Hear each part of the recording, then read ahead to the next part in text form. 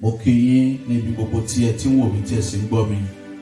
Orúkọ tèmi ni Ṣọlá Ọbálẹ̀yẹ, Provost ti St. Paul's Cathedral, Òkè Ìgbórè, Abẹ́òkúta, ní abẹ́ Anglican Diocese ti Ẹ̀gbá West.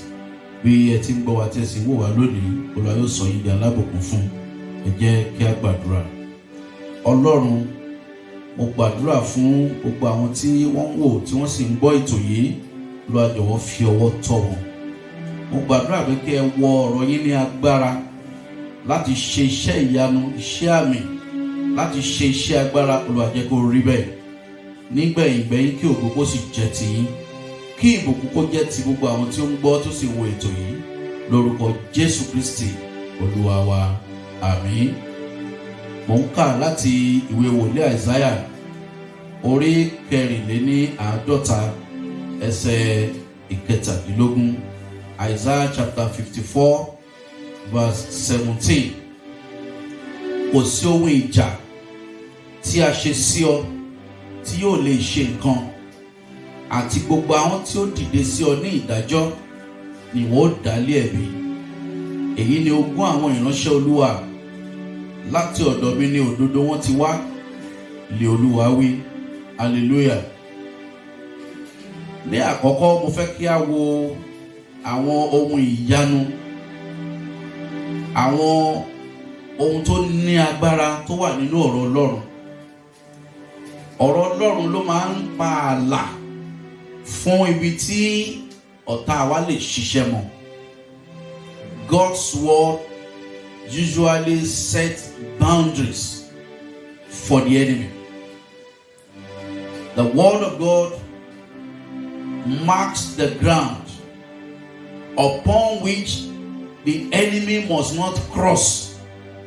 There is a line that the enemy must not cross. Ọ̀rọ̀ Ọlọ́run ní agbára. Bíbélì ní ọ̀rọ̀ Ọlọ́run yè, ó sì lágbára. Fún ìwọ ọmọ Ọlọ́run tí o ní Kristi nínú ayé rẹ, tó ní ìgbàgbọ́, tí o gba Ọlọ́run gbọ́, tí o ń tẹ̀lé ọ̀rọ̀ Ọlọ́run, tí o ń tẹ̀lé ìmísí àti ìtọ́ni ẹ̀mí mímọ́. Ọlọ́run sọ wípé ní ìgbà tí o wà nínú ayé yìí, nígbà tí o wà ní ibi gbogbo tí Ọlọ́run fi ọ́ sí, bí ayé yìí tilẹ̀ burú, bí ayé yìí tilẹ̀ kún fún ìwà ipá, tó kún fún ọ̀tẹ̀, tó kún fún ìwà ìkà, tó kún fún oríṣiríṣi ohun búburú. Despite the challenges and the situations of this life, even if the life itself is troublous and it's like desert, it's like a place where there is wickedness, where there are uncertainties, yet the word of God has set boundaries which the enemy must not cross to harm you. Ọ̀rọ̀ Ọlọ́run sọ pé kò sí ohun ìjà kan tí a ṣe sí ọ tí ó lè ṣe nǹkan. No weapon that is formed against you that will prosper. Kò sí ohun tí ọ̀tá lè gbé ọ ṣe. Kò sí ohun tí ọ̀tá lè fi ṣe ọ. Ọ̀tá kò lè rẹ́gì rẹ, ọ̀tá kò lè borí rẹ. Ogun ayé kò lè borí rẹ. Torí pé Bíbélì sọ pé kò sí ohun ìjà kan tí ó mú kí ọ̀tá lè gbé dìde tí ó pa ọ́ lára. Kí ni àwọn ọ̀pọ̀lọpọ̀ ohun ìjà tí ọ̀tá wa lè lò? Ọ̀tá nígbà míì máa ń fi àwọn nǹkan wọ̀nyí bá ènìyàn jà. Ẹlòmíì á fi ìyàwó ẹ̀ bá jà. Ọ̀tá á fi ọkọ ẹlòmíì bá jà. Ọ̀tá lè fi àwọn ọmọ ẹlòmíì ṣe pàṣán kó máa fi bá jà. Ọ̀tá lè fi àna níbi tó ti fẹ́yàwó tàbí tó ti lọ́kọ kó jẹ́ bẹ́ẹ̀ ló ti máa rí ogun. Ẹlòmíì ó lè ṣe pé ibi iṣẹ́ ni ọ̀tá máa fi ló máa ti wá pàṣán tá máa fi nà án. Ẹlòmíì lè ṣe ọ̀gá tàbí ọmọṣẹ́, ó lè ṣe láàárín ọ̀rẹ́, ó lè ṣe nínú ẹbí tàbí ará ilé ẹni. Ẹlòmíì ó lè ṣe pé àìní, the poverty of some people is the weapon that the enemy is using to crush them. Ó lè ṣe ìṣòro tàbí àìbalẹ̀ ọkàn. Àwọn oríṣiríṣi àwọn nǹkan wọ̀nyí ni ó jẹ́ irinṣẹ́ tí ọ̀tá fi ń bá ènìyàn jà. Ṣùgbọ́n Ọlọ́run sọ pé kò sí ohun ìjà kan tí ọ̀tá lè fẹ́ lò láti ní ọ lára tí ó ṣe nǹkan. Ohun tí o ní láti ṣe ni pé kí o dúró gẹ́gẹ́ bí ọmọ Ọlọ́run. Bíbélì sọ pé ogún àwọn ènìyàn rere rèé, that is àwọn tó bá jẹ́ ọmọ Ọlọ́run, ogún tí wọ́n jẹ lọ́wọ́ Ọlọ́run ni pé kò sí ohun ìjà ọ̀tá kan tó lè borí wọn. Ohun tí o ní láti ṣe ni pé kí o jẹ́ ọmọ Ọlọ́run lónìí, kó gba Jésù sínú ayé rẹ, kí o kọ̀ ẹ̀ṣẹ̀ sílẹ̀, kí o pe Jésù sínú ọkàn rẹ gẹ́gẹ́ bí Olúwa àti Olùgbàlà. Yóò sì dára fún ọ. Ní paríparí rẹ̀, ọ̀rọ̀ Ọlọ́run sọ pé gbogbo àwọn tó bá dìde sí ọ, Ọlọ́run á dá wọn lẹ́bi.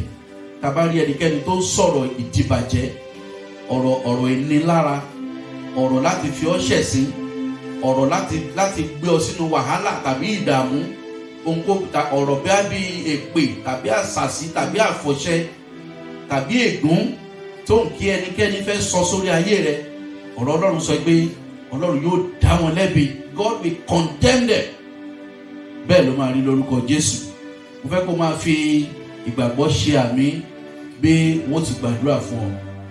Gbàdúrà fún ọ lónìí, ohunkóhun tó jẹ́ ohun ìjà tí ọ̀tá gbé dìde láti gbógun ti ayé rẹ, lórúkọ Jésù wọn ò ní lè pa ọ́ lára.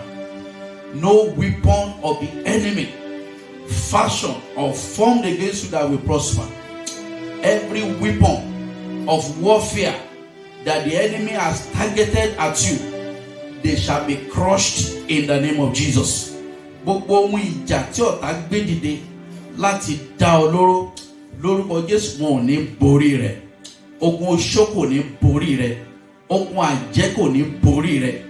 Àwọn ẹlẹ́bọlógun, àwọn aláròká, ogun wọn kò ní borí ayé rẹ̀.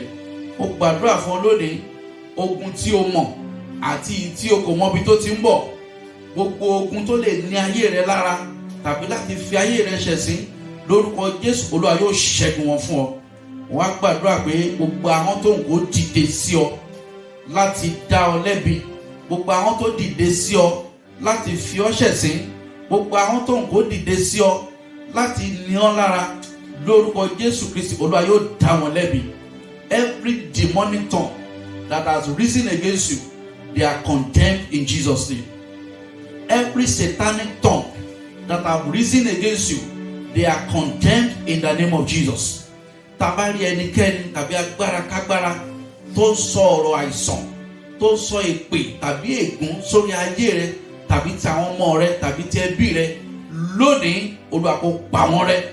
Lónìí Olúwa kó pa wọ́n rẹ́ bẹ́ẹ̀. Mo gbàdúrà fún ọ lónìí bí o ti ń jáde lọ, bí o ti ń gbọ́ ètò yìí, gbogbo ọ̀rọ̀ ègún lórí ayé rẹ, ẹ̀mí mímọ́ kó fagilé wọn. Gbogbo ọ̀rọ̀ ìjákulẹ̀ lórí ayé rẹ, ẹ̀mí mímọ́ kó fagilé wọn. Gbogbo ọ̀rọ̀ láti fi ọ́ ṣẹ̀sín, lórúkọ Jésù ẹ̀mí mímọ́ kó fagilé wọn. Gbogbo ọ̀rọ̀ ẹ̀gàn lórí ayé rẹ, lórí iṣẹ́ rẹ, lórí ẹbí rẹ, ẹ̀mí mímọ́ kó fagilé wọn. Gbogbo ọ̀rọ̀ tó lè mú ìtìjú wá tí ọ̀tá sọ sórí ayé rẹ, ẹ̀mí mímọ́ kó fagilé. Gbogbo ọ̀rọ̀ tó lè gbé ojú sínú àìsàn tí ọ̀tá sọ nípa tìrẹ tàbí ìdílé rẹ, ẹ̀mí mímọ́ kó fagilé wọn. Mo gbàdúrà fún ọ, ẹnikẹ́ni agbára kágbára tó ń kó máa sọ ọ̀rọ̀ nípa ikú àìtọ́jọ́, nípa ikú òjijì, ẹ̀mí mímọ́ kó fagilé wọn. Every satanic and demonic tongue that are speaking and have been speaking evil against your life, they are overruled today in the name of Jesus. By the power in the blood of Jesus, I set you free in the name of Jesus. Mo gbàdúrà pé bó ti ń jáde lọ lónìí, Olúwa yóò so ọ́ pọ̀ pẹ̀lú àwọn tí ó ràn ọ́ lọ́wọ́. God will connect you with destiny helpers. God will connect you with divine helpers. God will connect you with people that will elevate you. God will connect you with people that will support you. God will connect you with people that will assist you. It shall be well with your going out. It shall be well with your coming in. I cover you with the blood of Jesus. It is well with you. Olúwa dúpẹ́ torí pé ẹ ti gbọ́ àdúrà náà, torí tí a fi ìgbàgbọ́ béèrè lórúkọ Jésù Kristi Olúwa wa. Àmín. Tó bá tún di ní ọ̀la ní agbára Ọlọ́run, ó tún rọ̀ ọ́ pé kí ẹ darapọ̀ pẹ̀lú wa lórí ètò yìí, ohùn Ọlọ́run láti òkè, voice from above.